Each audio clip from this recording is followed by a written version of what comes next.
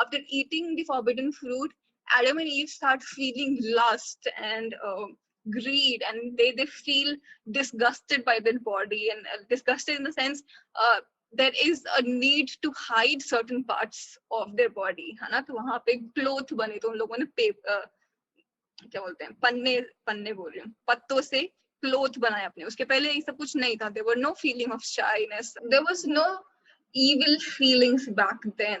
When it comes only after eating the apple. The fleshy being, acknowledgement of their being, their flesh and bones being, है ना, the sense में, that itself is a death in some sense. You understand this point? Thank you for the story, Deep. Okay. Where am I? Yes. Okay. So yes, this was a completely basic story of Genesis. If you read the KJF version, it has like most of the, I think they have 1 or 2 pages to it, but Milton's Paradise Lost has like that. It took him something around 148 sentences to just say that Adam after Eve eating the apple, Adam ate it too.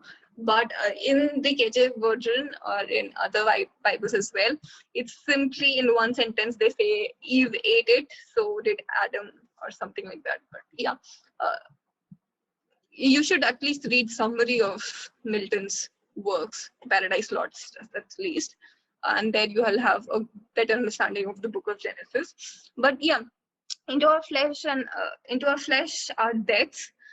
It alludes to book of Genesis. Hungry and plucking the fruit at least alludes to book of Genesis. Oh, taste and see is not from book of Genesis, because God doesn't tell Adam and Eve to taste and see.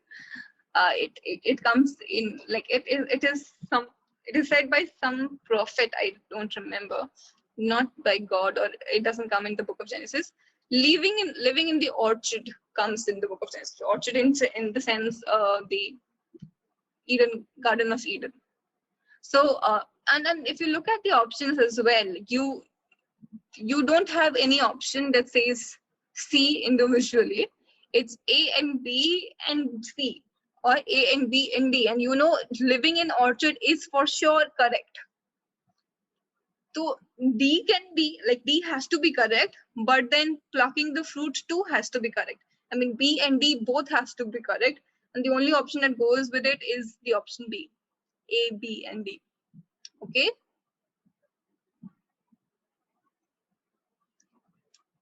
You get my point. B and D has to be correct. So you'll have to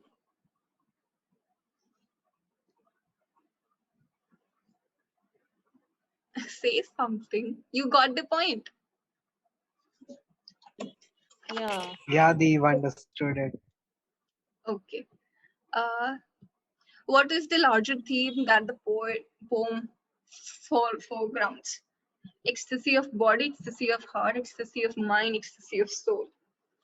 मुझे भी नहीं पता कि मैंने क्यों नहीं attempt किया. उस टाइम शायद मैं कंफ्यूज हो गई थी सोच के कि it's not simply about the body but about our mind as well, क्योंकि imagination वगैरह सब कुछ था. But then still the answer is ecstasy of body. I just could not limit the whole poem to just body. I wanted it to be connected to mind as well. पता नहीं, क्योंकि there are elements that connect to it. I mean, imagination, grief, mercy, all of it has to do with mind. But फिर भी the answer is ecstasy of body, because body is the most important. पूरे poem में bodily experiences को ही सबसे ज्यादा importance दिया है. अगर ऑप्शन होता तुम्हारे पास बॉडी एंड माइंड दोनों का, तो आई वुड हैव सजेस्टेड कि दोनों पे जाओ, बट स्टिल एक ही करना है, तो body is the answer. Okay. ये जो क्वेश्चन था ना, this question, they had somehow mixed match the question and the option, the passage. इस पैसेज के जितने भी क्वेश्चन थे, तो I think they gave like full marks to everyone who attempted the passage. पर फिर भी मैंने वो किया जो मुझे सही लगा, पर फिर ऑप्शंस बहुत गलत थे, क्वेश्चन भी बहुत गलत था, ऊपर नीचे नौटंकी कर रखे थे लोगों ने. But yeah, okay, let's start reading it. यहाँ पे थोड़ा प्रॉब्लम, इस पे जाते हैं.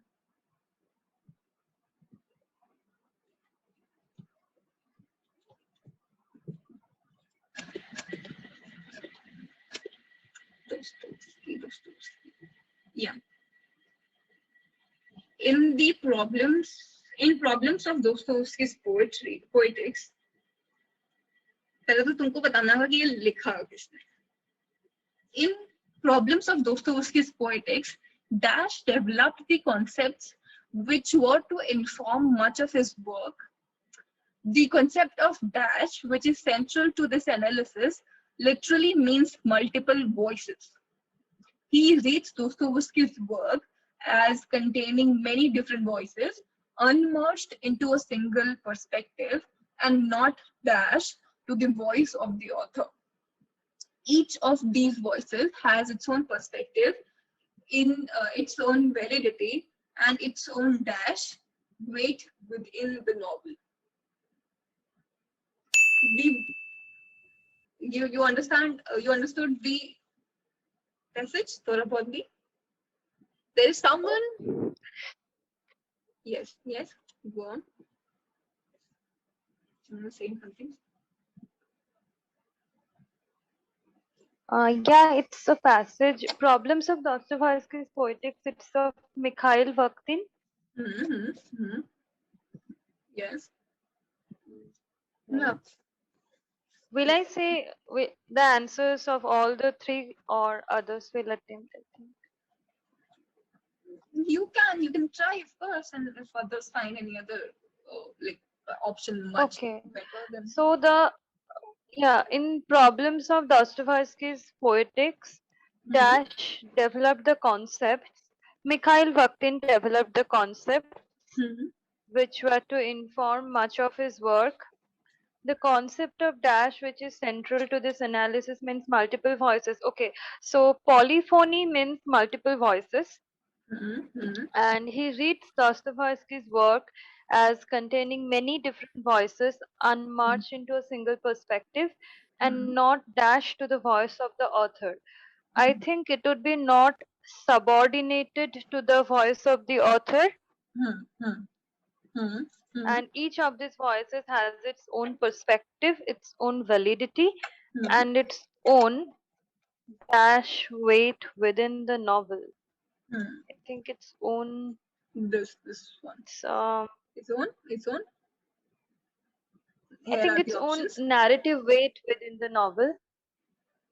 Okay. Fine. I'm quite sure about the first three, but the narrative psychology. I think it's narrative weight because it's talking about the perspective, and narratives have the perspective. So I think narrative weight. Yes. Okay. So correct. The problems of Dostoevsky's poetics is written by Mikhail Bakhtin. So it is the first blank, option A. The first blank has to be Mikhail Bakhtin, and the word in what they did is they asked for blank D, but then the options were more suited for blank A.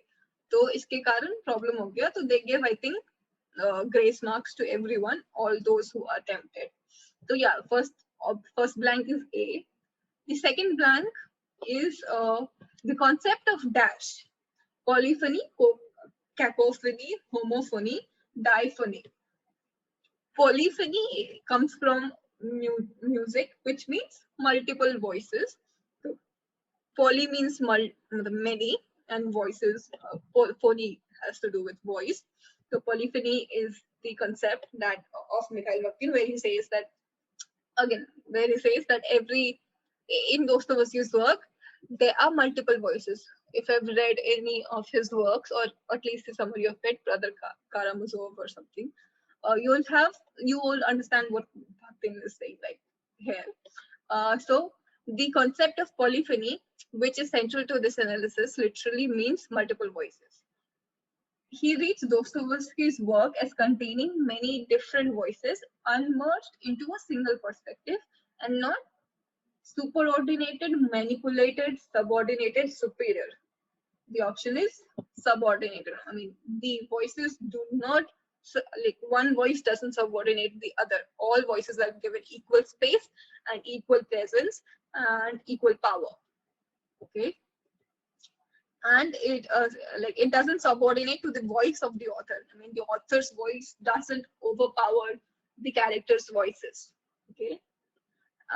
Each of these voices has its own perspective, its own validity, its own narrative weight within the novel. Yes, it has to be narrative. I mean, all the voices tell their own stories, and all of them come together into forming the whole narrative. No other, like no one voice is superior or more important than the other. Yeah, that was it. Next is men fear death as children fear to go in the dark. As men fear death as children fear to go in the dark, and as that natural fear in children is increased with tales, so is the other. Certainly, the contemplation of death as the wages of sin and passage to another world is holy and religious, but the fear of it as a tribute due unto nature is weak. Yet, in religious meditations, there is sometimes mixture of vanity and of superstition. You shall read in some of the friar's books of mortification that a man should think with himself with the pain, what the pain is, if he have but his fingers end pressed or tortured, and thereby imagine what the pain of death are when the whole body is corrupted and dissolved. When multiple times death passed with little pain, then the torture of a limb, for the most vital parts are not the quickest of sense. And by him that spake also only as the philosopher and natural man, it was well said, pompa mortis magistrate quamorphis passa, groans and convulsions and a discolored face and friends weeping and blacks and obsequies and the like show death terrible. It is worthy the observing that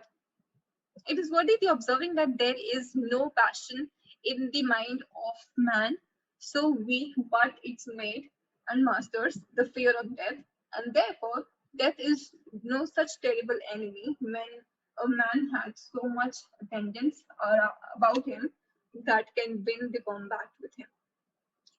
The writing style. Francis Bacon, Charles Lamb, William Hazlitt, and Matthew Arnold. What do you think?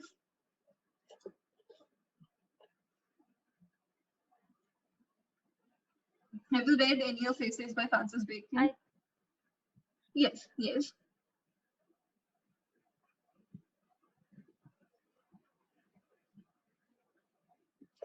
Yes. Who was saying something? Someone was saying something.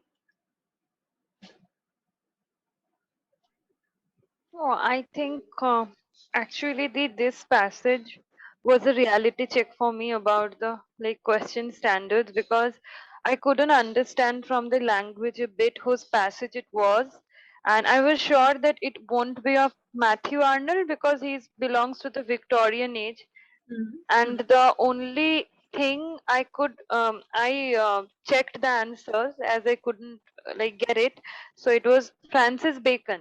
And then I read the passage once again, and the last line where there is a man had so many attendants about him, I only found that verb had is the only differentiating thing that of Bacon and Lamb, because this is the Elizabethan form of using the verb had. So it's very minute. and unless you read the passage very carefully, you really cannot get it. Yeah. I think so. Like this is the only thing when where you can differentiate with whose passage is this. Yes.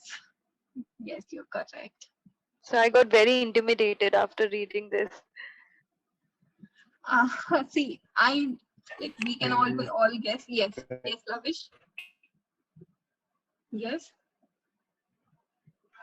No, no, I was not saying anything. I was just agreeing to what she said. Yeah.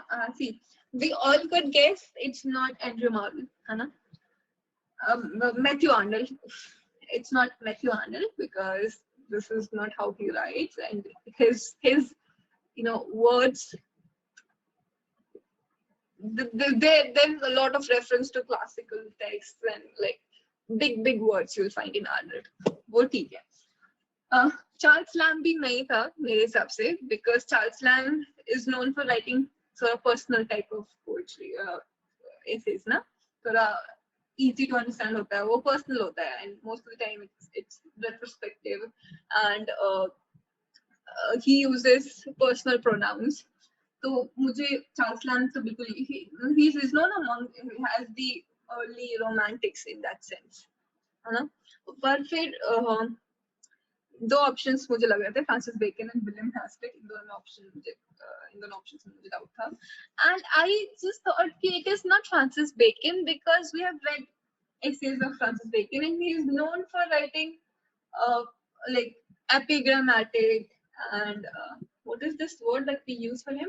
Essay जो word होता है aphoristic. Yes, aphoristic kind of like in a single sentence you will have multiple meanings coming out, है ना. बिल्कुल जैसे if you have read any of his essays you will understand what I'm talking about. Aphoristic and epigrammatic. You know this, na? Of studies. कुछ तो पढ़ा होगा ना? Yeah, of studies is Yes, a very I read short essay, of but studies of travel, of marriage, or something like that. Yeah. So he writes very short sentences, and in that sentence itself you will have multiple like very deep meanings coming out of it. तो इसलिए मुझे लगा कि ये Francis bacon नहीं है because of the sentence structure and the flow of thought, and his thought process is very scientific, है ना. तो it's like point A, point B, and therefore point C, वैसा वाला. समझ रहे हो? And I think the passage has a like, as it is like in conversational tone. So it's quite like it's very personal too, like quite of Lamb style. I thought not so. Lamb, but then And I was reading the romantics then. So I got मतलब more वही, confused. yeah, the tone is conversational. So I thought कि it cannot be Francis Bacon. William Hazlitt writes conversational essays. I mean, immortality हमने पढ़ा था ना? कौन सा?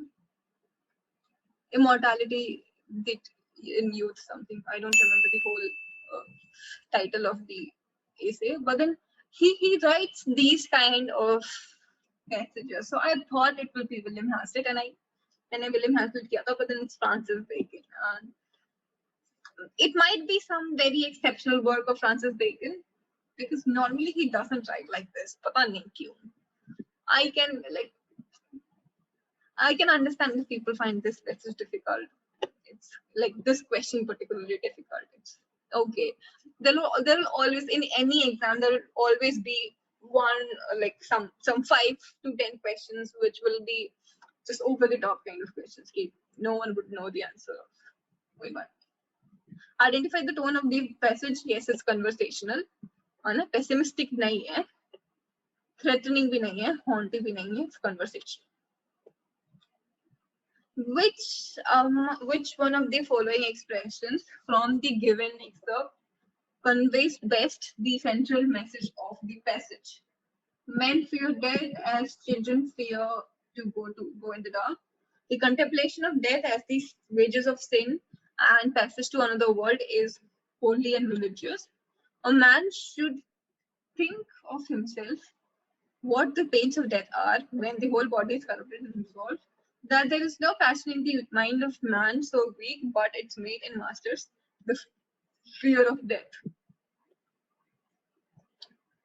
Needs, like, you understand this answer, है ना?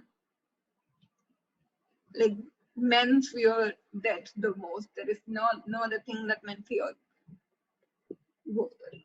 as much as they fear death. यही है answer. ठीक है? Okay, हम ये, अच्छा, ठीक है. The given passage is an excerpt from an objective essay, a subjective essay, a satirical essay, a reflexive essay. It's a reflexive essay. Reflect कर रहा है ना. Objective तो नहीं है, satirical भी नहीं है, और subjective तो बिल्कुल भी नहीं. Okay, now we have Orientalism, I would say, coming in. Orientalism is और ना तुम हर साल every year you'll find some question on Orientalism in DU or in JNU or in net at least. Orientalism बहुत प्यारा है इन लोगों को, पता नहीं. Orientalism is a style of thought based upon an ontological and epistemological distinction made between the Orient and most of the time the Occident. Orientalism can be discussed and analyzed as the corporate institution for dealing with the Orient, dealing with it by making statements about it, authorizing views of it, describing it, and by teaching it, settling it, reconstructing, and having authority over the Orient. Without examining Orientalism as a discourse, one cannot possibly understand the enormously systematic discipline by which European culture was able to manage and even produce the Orient politically, sociologically, militarily, ideologically, scientifically, and imaginatively during the post-Enlightenment period. The passage argues that the Orient and the देखो होता क्या है ना, जैसे इस passage में I just couldn't find the options that these people are talking about as to be correct, वैसा वाला. But in the whole work, you will find the options correct. I mean, अगर तुमसे पूछा होता कि what does Orientalism talk about, then I think ये जो options set up किए गए हैं, वो सही हो जाते. But then to say कि इस passage में particularly क्या है, उस case में I find this option that they say correct है, वो misleading. I find it misleading. But still, the passage argues that the Orient and Occident are opposite of each other. The European scholars have focused on the socio-political realities of Orient. European universities do not have enough classes in Europe, in Eastern culture. European idealize the Orient in attempting to understand it. तो ना मेरे हिसाब से चारों options गलत थे, क्योंकि यहाँ पे they have not talked about the difference between Oriental and the Occident. नहीं बात किया है. They are yeah. What does Occident mean? Can you please explain? Orient means the Occident. I don't know the epistemological meaning to it. Maybe we should search it. But simply Occident reflects to the European and the American culture. The Eurocentric nature of the world. ना तो उसके हिसाब से Occidents were the Europeans and the Americans. ना वो जो Europe, like America को तुम Europe में ही मानो because of their ideology being similar, and the Orients were the eastern part. तो South Asian part उसको Orient कहते हैं. Okay, तो West and East. The West is America and Europe.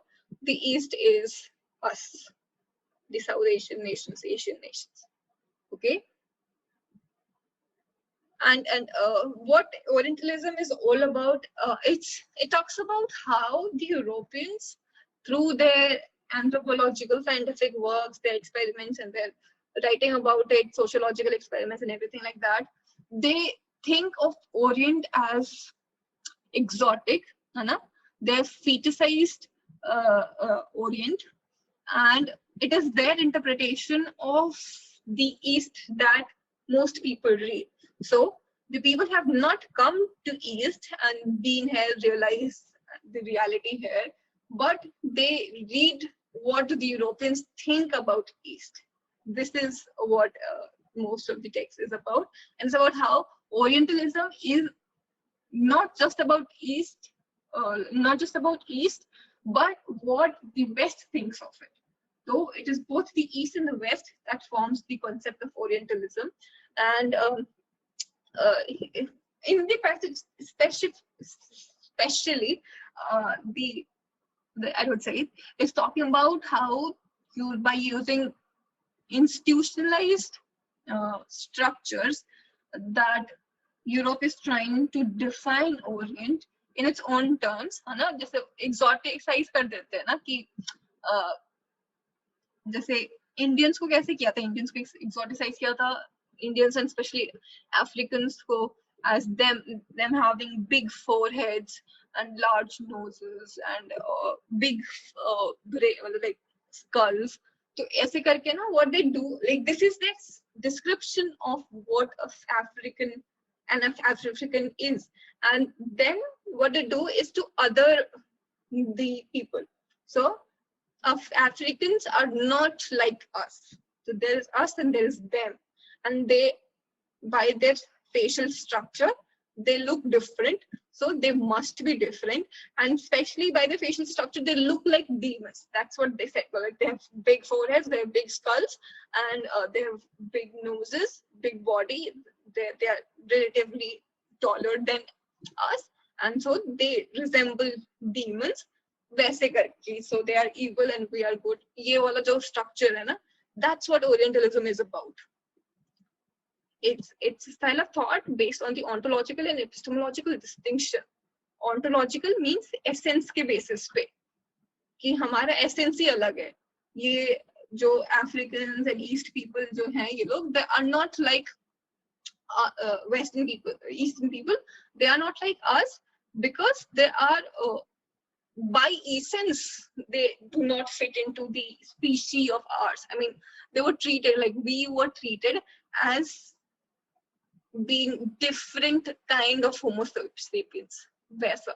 So the racial difference, इसीलिए race को ना, racial difference was seen in that time by the Europeans as a difference in the species itself. So we were more related to the apes. We looked like apes. That's what the Europeans defined us to be.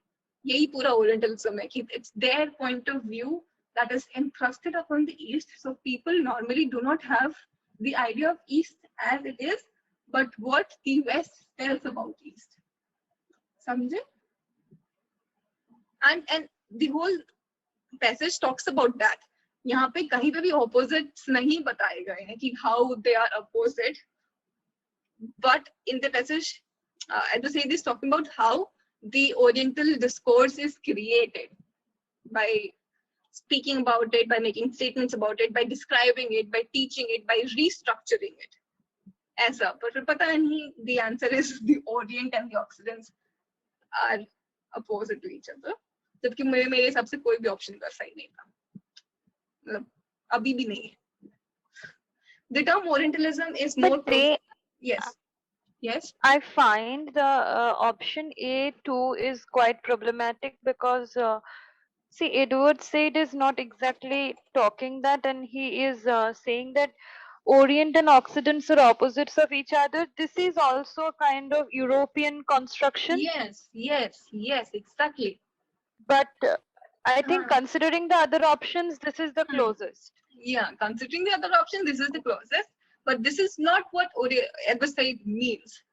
He's against this interpretation of the Western culture of the East. The very thinking that we are different, that's what Edward Said is critiquing, that we are not different, and it is the discourse that the Western have created that makes us different. But we are not, like, at least ontological, there is no ontological difference between us and him, us and them. The term Orientalism is more closely associated with the theory of post-colonialism, because post-colonialism Yes. Yeah. Orientalism as a discourse. Discourse is the word which is mostly associated with. कितना बचा है अभी? ओ तो question number नहीं पता चलेगा ना. ठीक है. Orientalism as a discourse. एक तो ये चेंज करूँ मैं. ये अपने क्या? बताओ. I think discourse is associated with Jacques Derrida. No. Then I think it's Spivak. No. Discourse as a word is connected to Michel Foucault. Michel Foucault uses the word discourse for the first time. The first time in the sense of discourse being discourse. He talks about how discourse is generated and why is it important. I don't remember the text in which he does that. It's like the text has discourse word in it, the title of it. Do you remember discourse and discipline? Discourse? Something like that. Foucault's work, the title of it.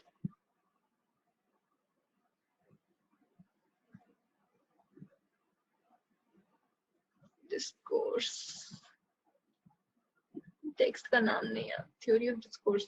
Discourse theory. I mean, Foucault has given the discourse theory. Derrida का तो तुम्हारे पास deconstructionism आ जाता है and उसका logocentrism वगैरह है. Discourse is Derrida uses Foucault's discourse, like the word. Okay. And Edward Lacan is in psychoanalysis and Spivak is in post-colonialism. So, okay? Okay. From the content of the passage, who among the following appears to be its author? Albert Said, Louis Irigaray, Sarah Sulleri, Stanley Fish. अभी तक मैंने एक भी text नहीं पढ़ा है. It's Edward Said. हमने इतना बार बात किया. Okay. Now, dash theory in a nutshell is where women in the media are viewed from the eyes of a heterosexual man, and thus the women are represented as passive objects of male desire.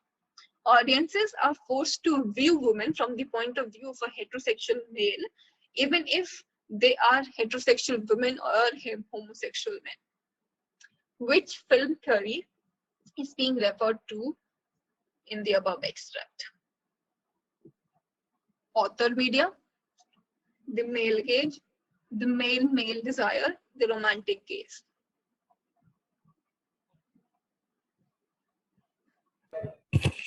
It talks about the male perspective of women, so it has to be the male gaze. Yeah. The one you have answered. Yes, it's male gaze. It's one among the most important of the film theory and film theories. And if you read about it, like it is important. It will change your whole perspective of watching television, watching movies, and everything. But yeah, it's about how women are presented on screen in a certain way, like short clothes, sexualized, and the whole item number वगैरह वगैरह सब जो भी कुछ होता है, this is kept like in the film because it is believed that most of the audience will be heterosexual male, and that has come down even to our present times as well. But yeah, this is male gaze, the theory of male gaze. And then there are people who have also critiqued saying, what about female gaze and how? So if you want to read about it, go on. It's a very easy text and easy to understand, but बहुत ही अच्छा है, interesting. Laura Multa has written really well. Okay, so the theoretical framework in the above theory was first presented in which of the following text? Can you please repeat the name of the text? Yes, can a subaltern speak? Imagining women, the second sex, visual pleasure, and narrative cinema. Which text is the excerpt, like the above theory refers to? It's the text called Visual Pleasure and Narrative Cinema by, the question is who propounded? It's Laura Mulvey. Laura Mulvey's Visual Pleasure and Narrative Cinema talks about the theory of male gaze. Okay. Okay. Okay, now we have a poem. Yeah. Anyone who wanted to say something?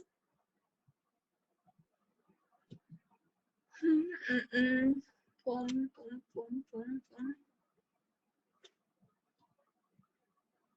Yeah, there's the poem. Yep. A low temple keeps its god in the dark. You lend a matchbox to the priest. One by one, the gods come to light, amused bronze, smiling stone, unsurprised. For a moment, the length of a matchstick, gesture after gesture, revives and dies. Stance after lost, stance is found and lost again. Who was that, you ask? The eight-armed goddess, the priest replies. A skeptic match cuffs, you can count, but she has 18, you protest. All the same, she is still an eight-armed goddess to the priest. You come out in the sun and light a charminar. Children play on the back of 20-foot tortoise. How would you describe the mood of the above poem?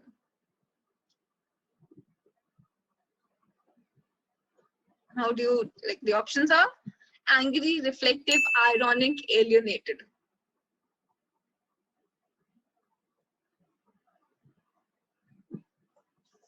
A low temple keeps its god in the dark. You land a matchbox to the priest. One by one, the gods come to light. Amused bronze, smiling stone, unsurprised. For a moment, the length of the matchstock gestures up. Okay, now it's working. So we did these two questions. Anjali was not here. Anjali, are you here now? Yes, she is. Okay. So we just did these two questions. We were talking about the mood. The mood of the poem is ironic because it seems the man is lighting the candle, lighting the matchstick so that the god comes to light, and then all the connections about arm and how can you know how many arms do gods have. So yeah, and then we also did this question: which of the following binaries is least relevant in the poem? So the poem is about faith and reason. It's about light and darkness, and it's about belief and disbelief, but it's not about gods and demons. There's nothing to talk about that. So yep, that's the answer. Which of the following statements is most appropriate for the above poem? God depend on humans. God gives meaning to human existence. The eight-armed goddess has the power of 18 arms. The poet is mocking the faith of ordinary people. What do you think is the answer? I think the option D. Yeah, this is what I thought. So, but then the answer is God depends on humans. It's the humans that give light to God. And it is human interpretation of how many arms does goddess have that give light to, like, existence to gods. This is what basically the poem is about.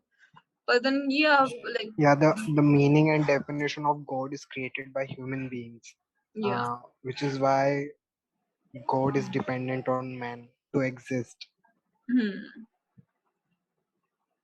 You come out of the sun and light a charminar. Charminar is cigarette. Okay. And children play in the back of the 18-foot tortoise. I mean, yeah, I did it wrong. Which of the following, what does the children in the last line stand for? I thought they stand for innocence because that's what we usually assume children to stand for. But the answer is vitality. Can anyone explain why vitality? Why do you think the answer is vitality? The children play on the back of I also thought 20-foot tortoise. What does this 20-foot tortoise like symbolize? 20-foot. I mean, all I can in the Hindu religion, I think the 20-foot, it is on tortoise. No, it's in Christianity, I think. Christianity में है ना ऐसा कि tortoise के ऊपर earth है stable किया हुआ. Yeah. It's not in Hinduism. Hinduism में tortoise है. There is one tortoise. There is one Hinduism Vishnu में avatar. Kurma avatar. Vishnu. Vishnu ke Kurma avatar. I think so. But it didn't have 20 foot. 20-foot tortoise. 20 foot means like length of the tortoise is 20 foot. Yeah, Not- yeah. It was not like that. Like not humongous. तो पता नहीं क्या है. But then the answer is vitality. Maybe See, because they are playing on the back. Yep, Anjali. yeah, I Yeah. think as I have thought it innocence, as you have said. Or I thought if not innocence, it would be irreverence because the tone is ironic. I thought so, but as the answer is vitality, I think it's because that, as Lavish has said, and the answer says that gods depend on humans. So I think here, so it's like humans are giving existence to God, and I think here children's vitality, their life force, is again like giving existence to the 20-foot tortoise or whatsoever. So I think Yeah, we can think of it like that. I don't exactly know.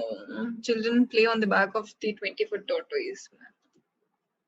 Actually, this sentence, children play on the back of the 20-foot tortoise, this whole sentence is very irrelevant to the above mentioned poem. Like, it's not related to it at all. It comes randomly. Just that's why it's very exactly. difficult And to. I didn't even know about the 20-foot tortoise is something related to Christianity. The whole poem is written in Indian context. Yeah. And Yeah. God's temple, 18 arms, 8 arms. These are like in Christianity has only Jesus, right? So here we see goddesses and priest. So the last line is, as Yeah, he matlab, says, yes, it's quite not irrelevant, but irrelevant to us at least. I was also not trying to connect it to Christianity. No, the poem has nothing to do with Christianity. But then the only place where we find tortoise in mythology is in Christianity mostly. Like in Hindu philosophy too, we have tortoise, but then I don't see the purpose. Maybe it's like the god, the speaker was in the temple. Then she comes out of the temple, and then she like lights a cigarette, and she sees children playing, just children playing, and that itself may symbolize vitality. I mean the vitality of human existence, maybe. I don't know, because everything in the temple, it's क्या बोलते हो, वो statue है सबका सब ना, and there is no life in the temple. But when she comes out, she first of all sees the children playing on the tortoise, and so it might like the tortoise is itself a statue, but है ना एक concrete का तो होगा ना वो tortoise, and उसके ऊपर the children are playing. So maybe in that sense it might, but then it's just too difficult to guess that on the in the exam hall. But still, okay. Which of the following 4 qualities do you think the poet treasures the most? Faith, gullibility, materialism, observation. Do you think the poet treasures the most? Which of these? Faith? No, not at all, because clearly she is not talking about people's faith, but then she's more inclined towards reason, है ना? Gullibility भी नहीं, because she's not gullible enough to believe that goddess has 8 arms. Come on. Materialistic bhi nahi. I don't think only she's option materialistic. possible is observation. Yes, yes. Because materialistic nahi hai. She though she doesn't believe, it seems, in the institution of religion as such, but then she's not materialistic. Observation is the answer. Okay, next is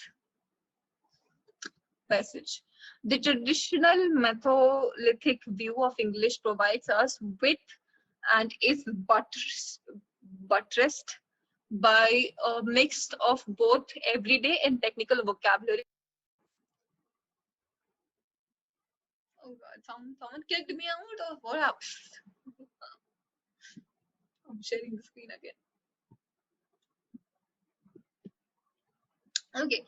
The traditional monolithic view of English provides us with both width and is buttressed by a mix of both everyday and technical vocabulary that presents English as a single entity. An example is the quasi-singular uncountable noun English itself, which represents a single mass comparable to bread and wine. Another is how the words dialect and language are used as everyday expression and in technical terminology. English is compared to bread and wine due to which of the following factors? Cultural, grammatical, literary, and political. What do you think is the answer?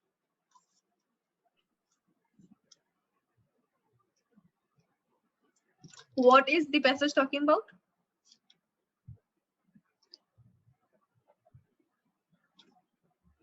It's talking about vocabulary. English as a language. It is talking about English as a language and the different forms that English exists. I mean, it exists for everyday uses as well, for technical as well, and it's talking about how English is not singular. Though the word English might symbolize it to be singular, but then it is not so. This is what the passage is about. We should treat languages as plural. I mean, they have different uses, different orientation in different forms for different contexts. Okay, so English is compared to bread and wine due to which of the following factors? Is it cultural? Because bread and wine has to do with Christianity and English has to do with Christian people. Is it that? Or is it grammatical? Grammatical in the sense? How do you explain grammar here in bread and wine?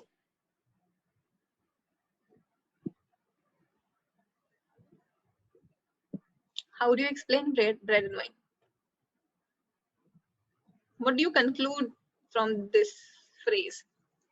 Bread and wine.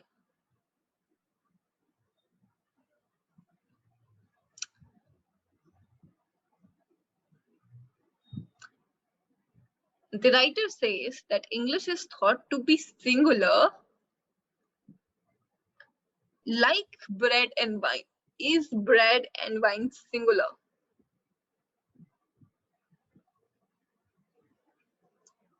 Okay, see. If you would have read that bread and butter, हम उसको singular consider करते हैं. We don't think of bread and butter as separate. है ना? साथ में हम उसको use करते हैं. Bread and butter, and there are many such phrases जो कि एक साथ use किया जाता है. The bread and wine is one of such जिसमें bread and wine को भी they're thought to be one and the same, but it is not so. I mean, there is an irony in it, in the whole sentence, that an example is the quasi-singular. Quasi matlab that seems to be.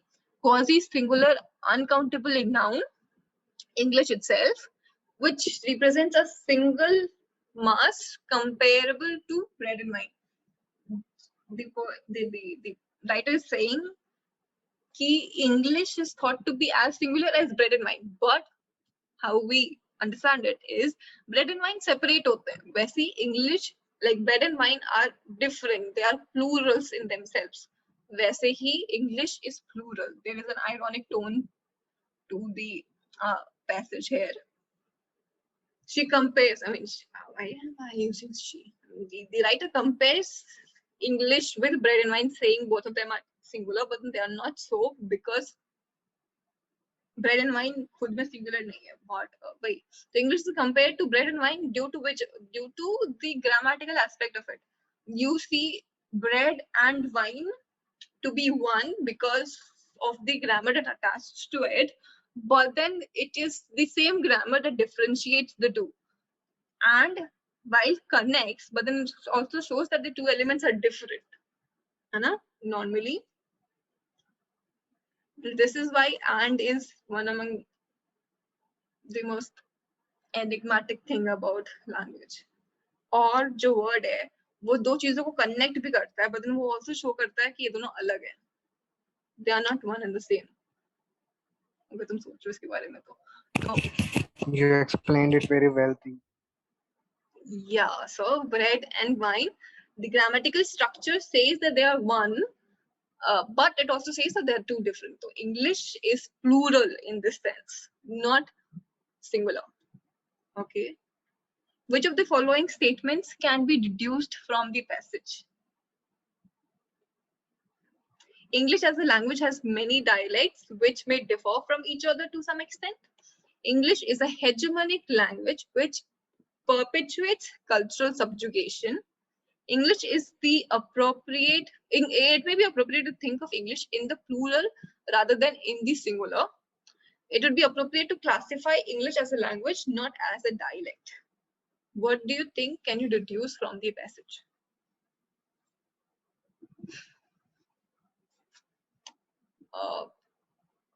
We just talked about it.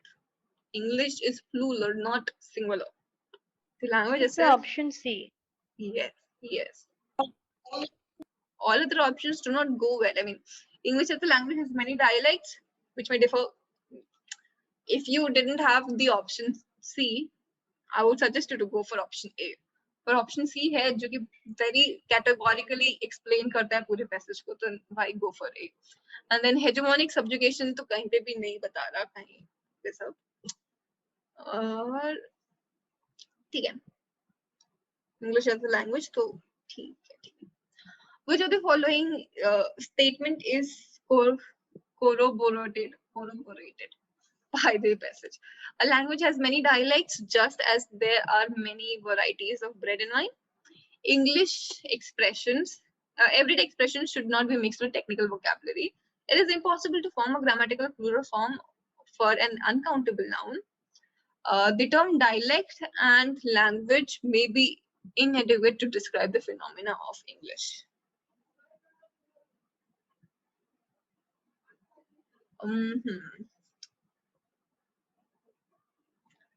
The answer is actually yes. Go on, someone's going to speak. I think your answer is correct because when you said maybe it's not, but my perception is that the way you said that English is plural in itself. Maybe it's a singular noun, but it's plural. So a language has many dialects, just as there are many varieties of bread and wine. So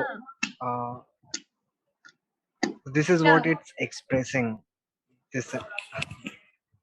Yeah, this is what I thought, पर फिर वो गलत है because वो थोड़ा just as there are many varieties of bread and wine को थोड़ा inappropriate लग रहा है. The answer is dialect and language जो यहाँ पे last statement है.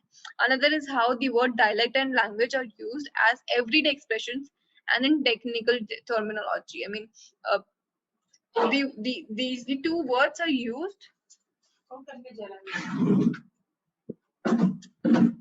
These two words are used, but then they are not enough to explain how language functions. If you know language and the difference between language and dialect that people talk about, but then that's not all. There is much more to language. than just the classification as dialect or as language. Okay.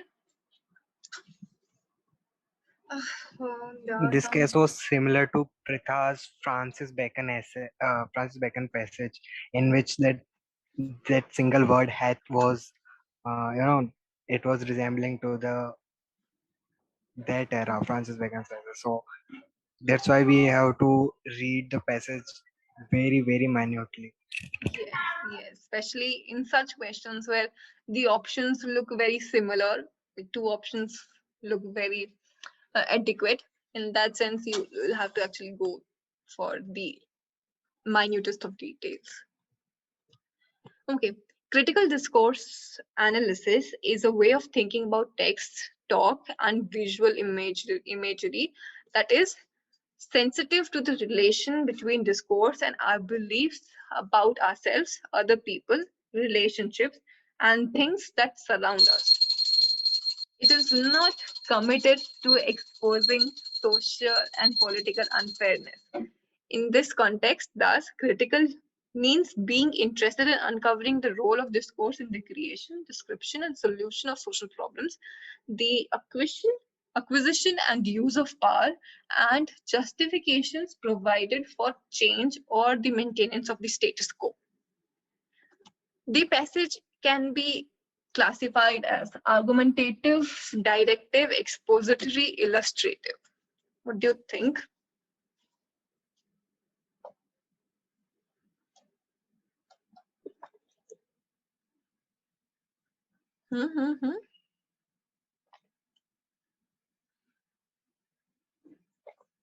Hello.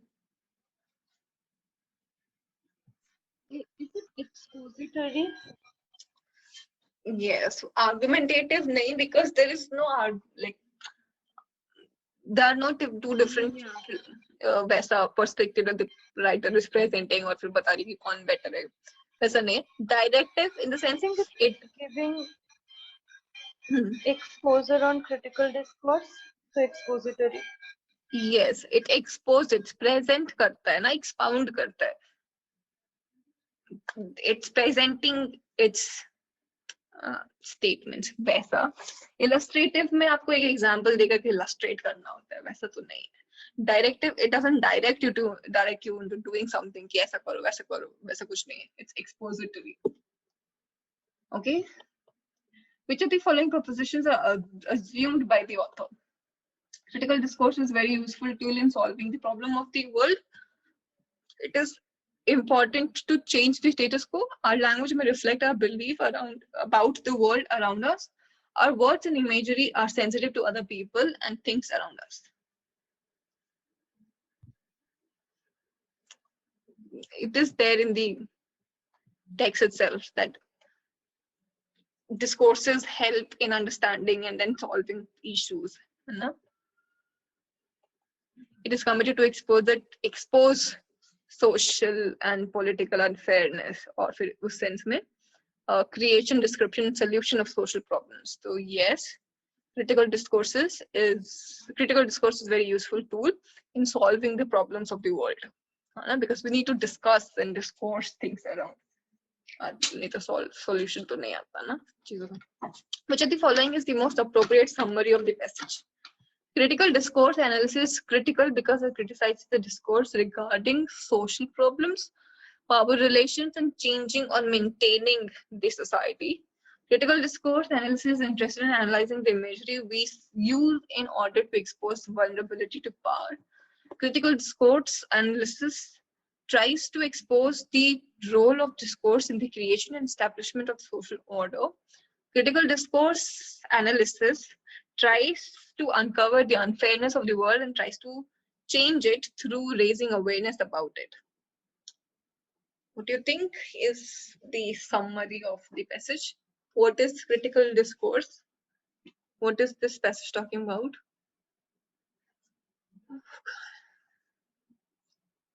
बोलो जल्दी let's end this ना.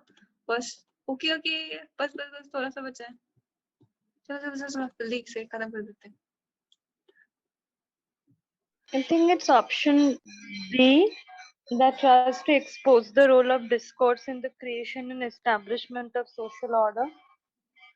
uh, see that's the वहां पे यहीं पे distinction है. Discourse is about discussing things and trying to bring about a solution to it. Critical discourses are critical of discourse itself. How is it that discourse is going to, which discourse is more powerful than the other? Is there any discourse that subordinates the other discourse? This is what critical discourse is about. What kind of issues are being discussed?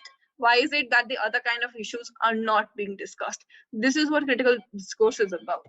So, उस time पे I didn't know about it much. Yeah.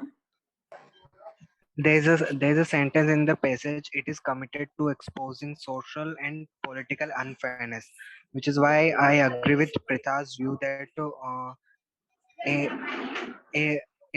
this passage is trying to expose the role of discourse in the creation and establishment of social order, because social order consists of social and political unfairness. Like there is unfairness in the social order, so that's why I also think that option C is also like option C is more appropriate. Yeah. It is committed to exposing social and political unfairness. In this context, then critical means being interested in uncovering the role of discourse. Critical means being interested in uncovering the role of discourse. It means that critical discourse analysis is critical of discourses itself. This word, this passage, this line, where in this context, then critical means.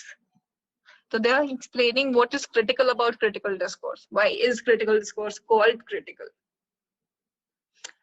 If you know what discourse is what we are just talking about.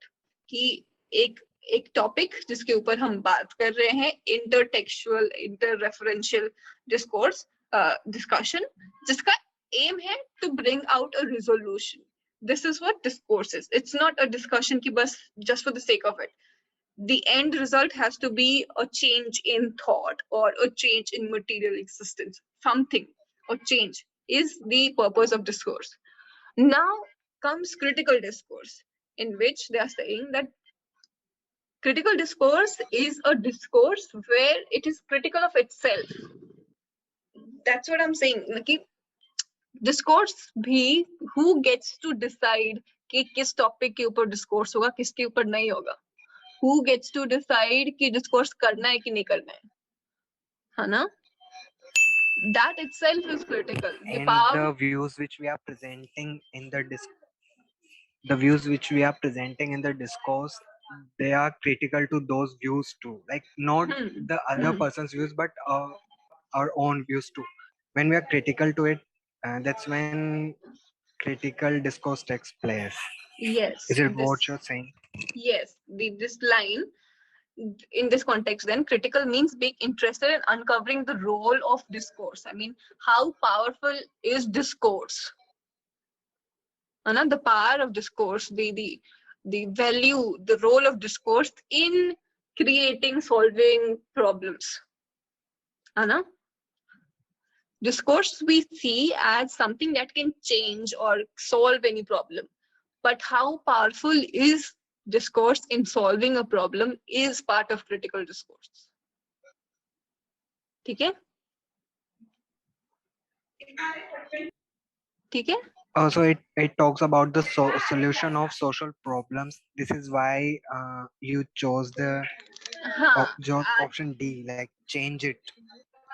This is what I thought, but then अगर critical की बात नहीं हो रही होती ना, सिर्फ discourse की बात हो रही होती, तो ये सही होता कि discourse के through we raise awareness and we try to change things.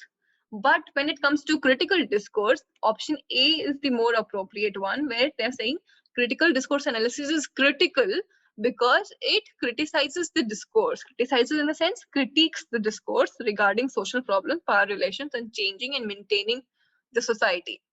Okay? It is critical of discourses itself. Okay? अगर critical discourse नहीं होता, सिर्फ discourse होता, तो most of these options were correct. I mean, all three options were correct. नीचे में जो भी दिया है. But since it is critical, तो वहाँ पे पहला वाला option जाता है सही, because it is critical of the discourses that are generating in this world as well. ठीक है ना? ठीक है कि नहीं? बोलो. Yeah. You understood the point, right? There is a difference between critical discourse and discourse, and this is what the passage is trying to present. ठीक है? Yes, Dee. Okay. Next passage. The disintegration of official language status into a multiplicity of separate decisions which vary across and within specific institutions and which can be traded one off against the other as part of a comprehensive constitutional negotiation is one of the great contributions of the Indian constitutional experience to other societies wrestling with the constitutional policy of mobilization around official language status. This integration also sheds light on the relationship between federalism and language. In Indian political discourse, it has often been assumed that the adoption of multiple official languages requires federalism. इसके बाद ना ये सब कुछ करने के बाद, इतने सारे भयानक पैसेजेस पढ़ने के बाद, to go back to the questions that you left की बाद में सोचेंगे, वो impossible हो जाता है. क्या पैसेज देते हैं इतने लंबे sentences, end ही नहीं होते sentence, comma. Which of the following words is an appropriate synonym for disaggregation? Devolution, disintegration, prevarication, procrastination. Where is this word? Disaggregation. Yes, disaggregation also sheds light on the relationship between federalism and language. What do you think? Which word can replace it?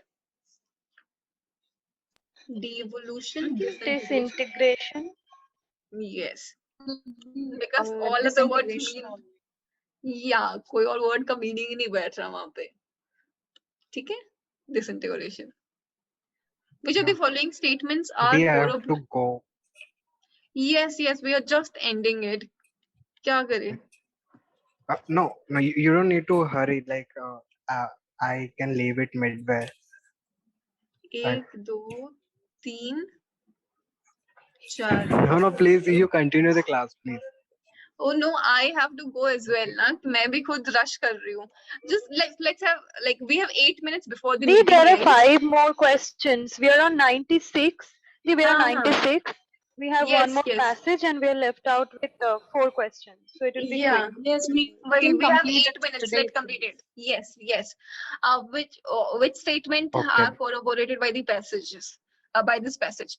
Few other nations face the problem of official language. What is this passage talking about? It's talking about how India has different, so many languages, and so integrating it all and talking about one official language is not possible. Different languages require federalism, and India is a federal nation. And this is how, through the constitutional setup that we have, it might also set an example for other nations that are going through the same problem of language. This is what the whole passage is about. Now, which of the following statements are corroborated by the passage? Few other nations face the problem with official language as India. Having a single official language is crucial for the unity and integrity of the nation.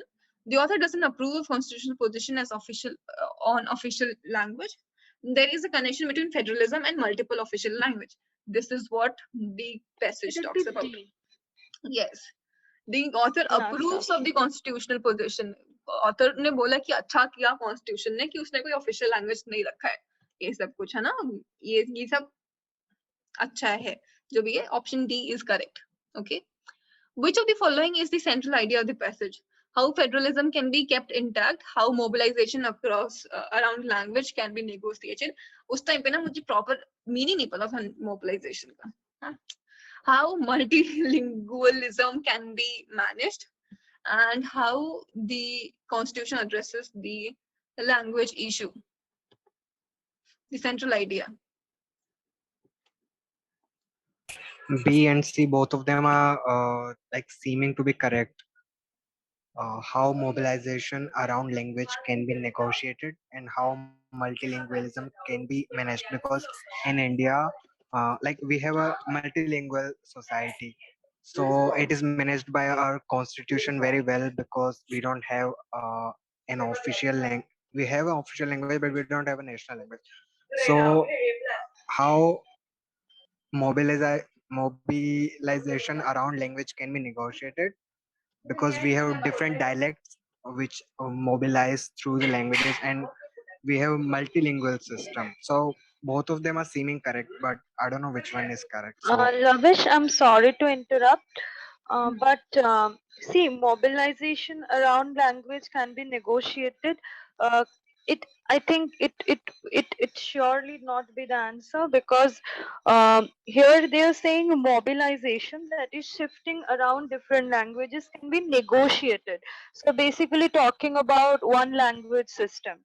So this option can't be like, it won't be the answer in any ways. Yes. yeah. See, in the text, in the So passage, they are talking I about how politics of mobilization can be around language can be uh, solved by opting an official language. This is what, but then this is not the solution, है ना? So exactly, ये it would नहीं be है. multilingualism can be managed. How it is हाँ, but managed? then this passage doesn't talk about any particular way through which multilingualism can be managed. Inside the passage talks about how our constitution The has constitution addressed. address the language issue. Yes. How does the constitution, by Yeah, adopting the federal structure, has negotiated with the problem of language that we face, and so how others can also see this as an example. This is what the passage. yeah, it is clearly mentioned in the passage. Yes. The constitutional politics of mobilization around official language status. हाँ तो वही कि That's that हमारे line. हमारे constitution ने काफी अच्छे से negotiate किया है इस इशू को. This is what the passage My is God, about. it's such a long sentence. Yes, exactly. कहाँ और उसके शुरू बाद में होता है, confusion कहाँ होना खत्म बहुत होता है. simple है. यहाँ ये this is all of these passages contain very long sentences. इतना बड़ा And sentence Exactly. है. From the disintegration to the language status. Yes. Okay, now next. Hurry up. The ignorance of the natives, the whole, from the first line itself, you understand the tone of the वो passage. पता नहीं मैंने क्यों नहीं समझा उस time पे. अभी मुझे समझ में आता है. The ignorance of the natives in the different classes of society arise from the want of proper education is generally acknowledged. This defeat not only excludes them as individuals from the enjoyment of all those comforts and benefits which the cultivation of letters is naturally calculated to afford, but operating as it does throughout almost the whole mass of the population, tends materially to obstruct the measures adopted for their better government.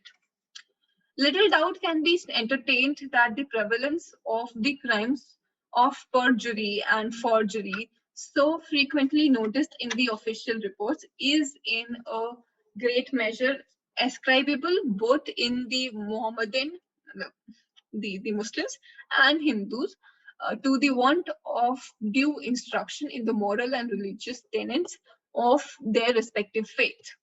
Which of the following statements are correct in the context of the above passage? 2 minute बचा है. Oof. Choose from the above code. The natives acknowledge their lack of education. The tone of the above smack of prejudice.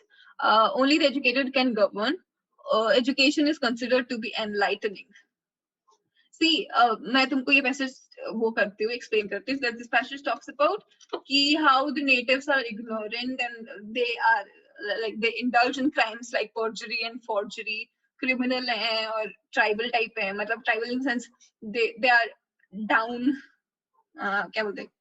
They are illiterate animal-like beings because they lack instruction. उनके पास education नहीं है.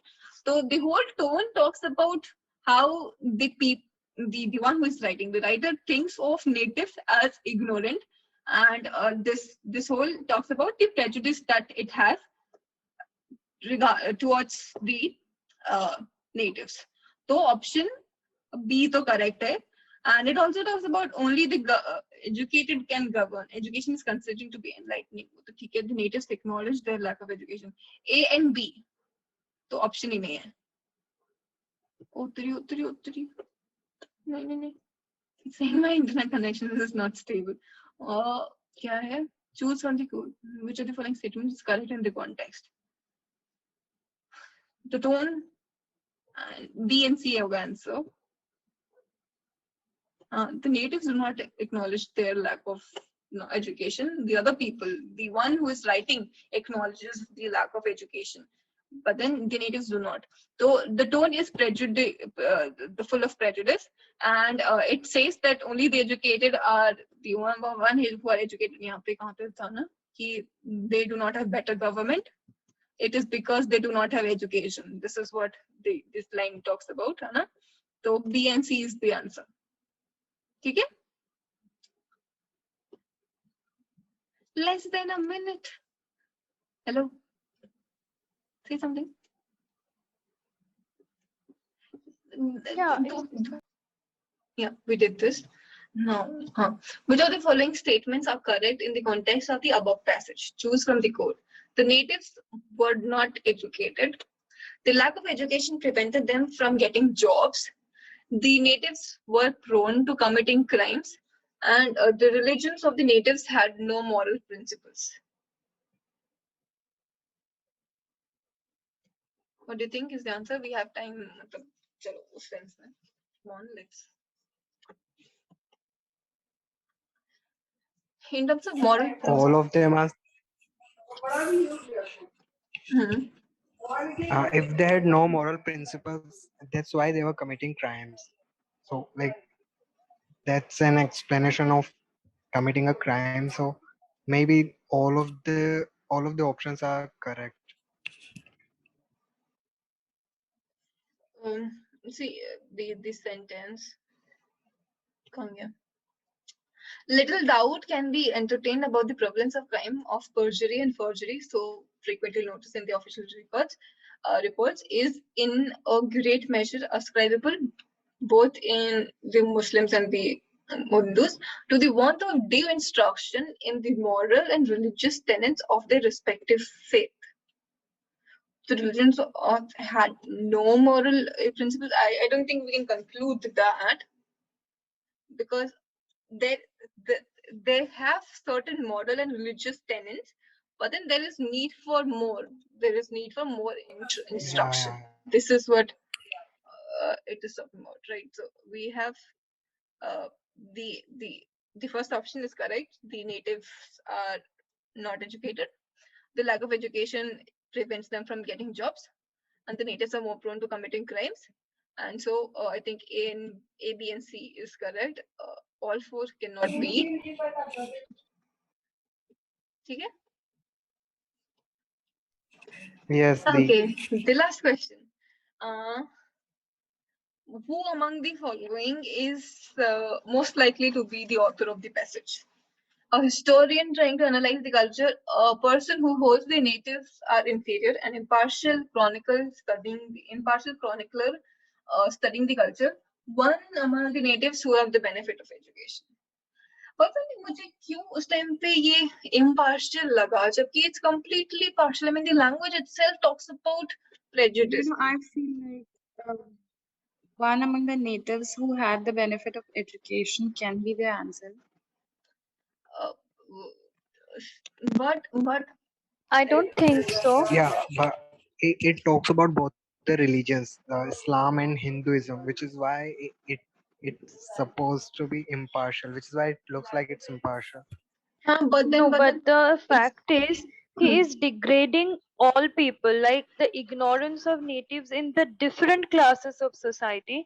He is like demeaning all the natives, educated or uneducated, doesn't matter to him. He is like, it's more of like a Orientalist text kind of.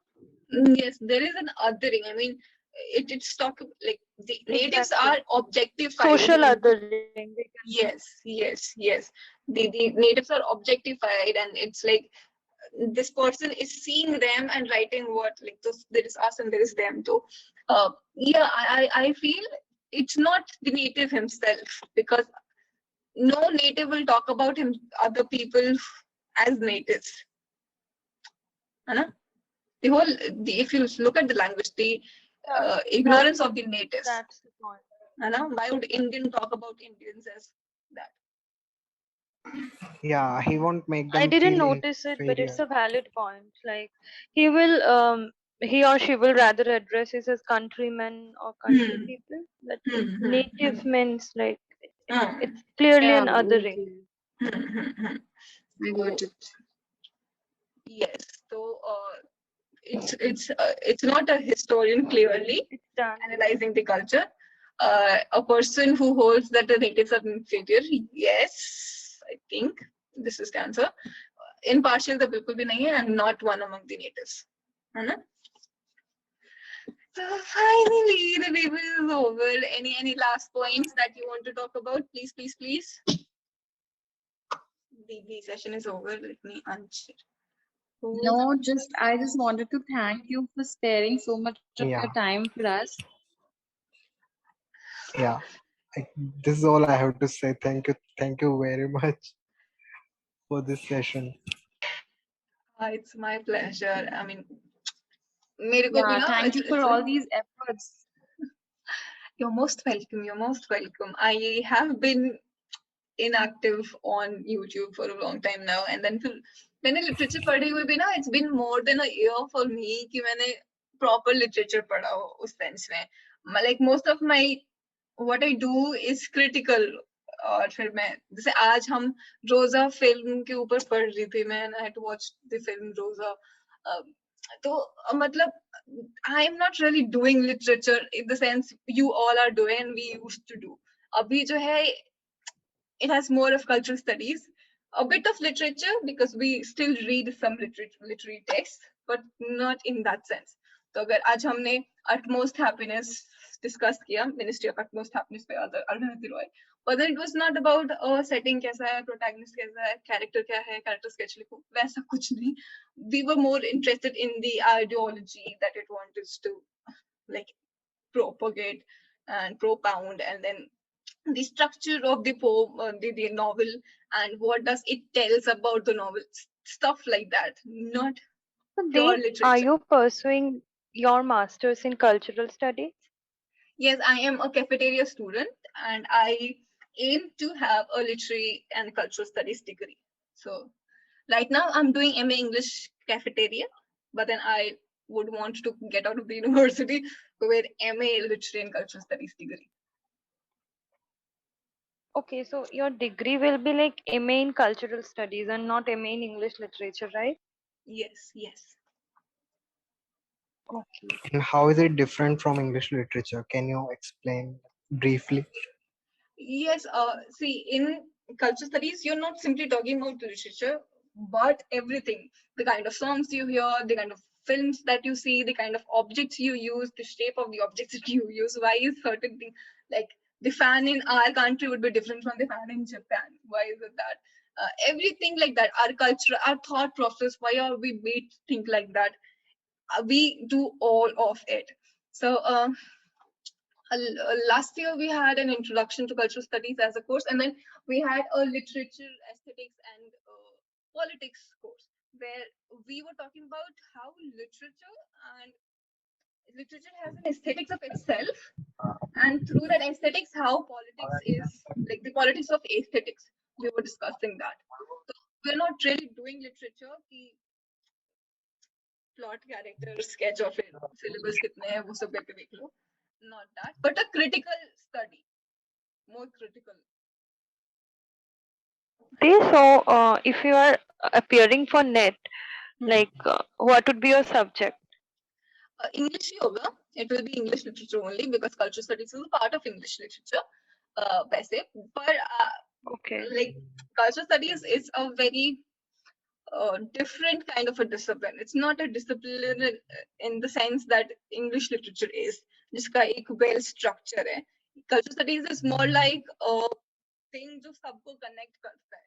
So it has philosophy, it has psychology, it has literature, it has sociology, it has economics, it has film studies, gender studies, सब कुछ मिला दो जितना भी तुम्हारे सारे courses हैं, science वगैरह भी, medical sciences. In fact, there is one branch of critical health humanities where they have merged medical science and literary studies to become, like cultural studies to become critical health humanities. So there are different kind of fields that are coming up right now too. But yeah, cultural studies for net at least, जो structure हमको provide किया जाता है, so cultural studies becomes a part of English literature. So I'll be sitting for English literature net. Okay, and then if you are getting for PhD, then your research will be regarded to cultural studies or English literature, or Cultural it studies. doesn't matter. Okay. मतलब, And is it only EFLU that offers this course in India?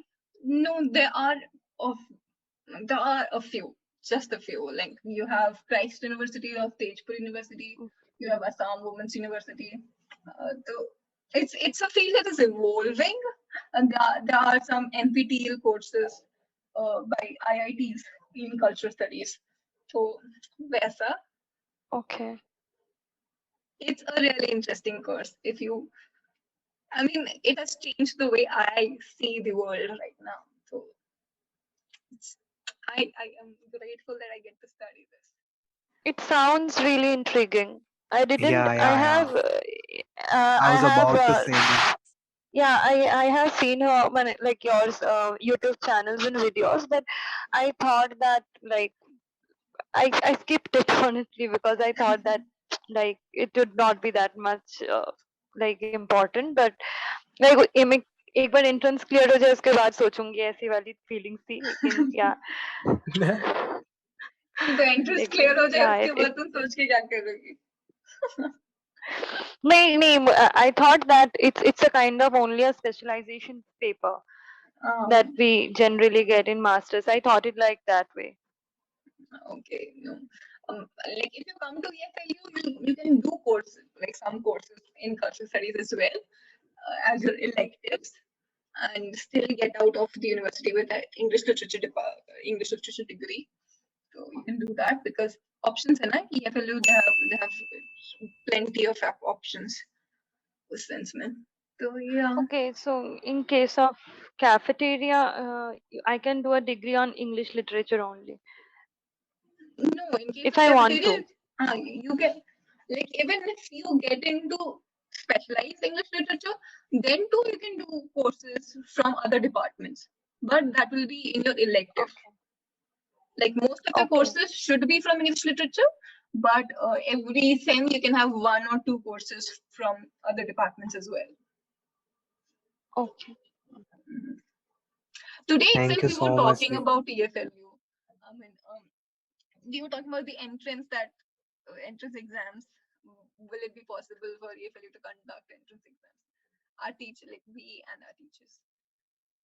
But then it's just too disappointing. If there is going to be a centralized exam, how do you think it will accommodate issues of specialized programs?